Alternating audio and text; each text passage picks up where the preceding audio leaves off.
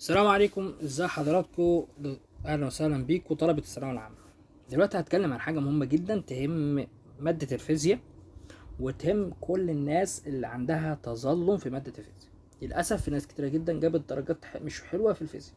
فالفيديو ده مهم جدا لحضرتك. انا هقول لك على حاجة مهمة جدا تاخد بالك منها. ده بالنسبة نموذج إجابة بتاع جيم. طيب هستأذن حضرتك معلش اديني بس فرصة اتكلم عن حاجة مهمة جدا وبعد كده براحتك. فاكرين السؤال ده؟ أي الأشكال البيانية يعبر عن علاقة بين طاقة أشعة الجسم الأسود والطول الموجي للفوتونات الصادرة عنه. حلو أوي، السؤال ده كان عامل ضجة كبيرة جدا. بعد المدرسين الأفاضل قالوا الإجابة ألف، وبعد الناس قالت الإجابة اتنين، يعني ألف واحد أو اتنين. يعني بعض الناس قالت واحد نظرا لأنه بيتكلم على طاقة اسمه ده منحنى بلانك، فإشعاع يعني العلاقة تبقى إيه؟ ما تبقى زي منحنى بلانك بالظبط. وده انا كنت من ايه، من الناس اللي قالت كده. ففي ناس بتقول لا، الطاقه واللمضه، الطاقه والطول الموجي علاقه عكسيه. تمام. فطبعا السؤالين ده صح وده صح. فوزاره التربيه والتعليم حبت تعمل يعني مجامله كده لطلاب الثانويه العامه، قالت لك اي طالب هيختار ايه اجابه صح. تمام. طيب حلو. طب بالنسبه للسؤال اللي عمل ضجه كبيره جدا اللي هو بتاع المطياف، حلو، انا كنت من الناس اللي بقول الاجابه هتطلع ب مستمر وانبعاث خطي. تمام. وفي ناس كتير جدا قالت لا، خطي. تمام.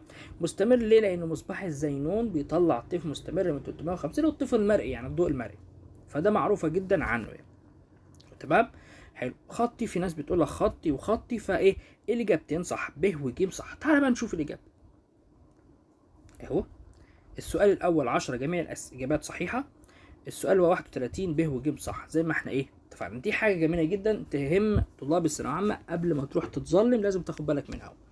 وزاره التربيه والتعليم عملت الصح في دي، ودي بصراحه يشكروا جدا على حاجه سؤال زي ده. طيب بالنسبه بقى للمقال ده، المقال بتاع حضرتك وانا كنت منزله قبل كده، بس برضو في ناس طلبته عندي، وانا اللي بيطلب حاجه انا عليا ليه تحت امرك. لو احتجت اي حاجه برضو اكتب لي في تعليقات عندك وهكتبها لك، هجيب لك اللي انت عايزه، انا تحت امرك. تمام. الهدف من ان اساعدك في الحاله يعني في اللي انت فيه دلوقتي، وان شاء الله باذن الله يا عمين مفيش طالب باذن الله هيكون عنده مشكله الا وهتتحل باذن الله. تفائلوا بالخير تجدوه ان شاء الله. انا متفائل خير.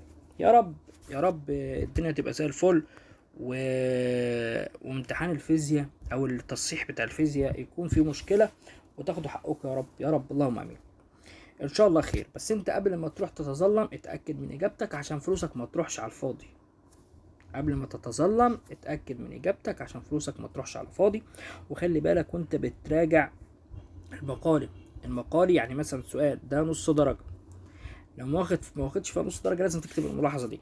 ده نص درجه برضه نفس الكلام، لو ما خدتش فيها نص درجه يعني السؤال عليه درجتين، نص نص نص نص لازم تحسبها كده. نص نص نص نص لازم تحسبها كده، وتعد وتحد انت خدت كام وتبص انت اجابتك كام. تمام، في البابل شيت.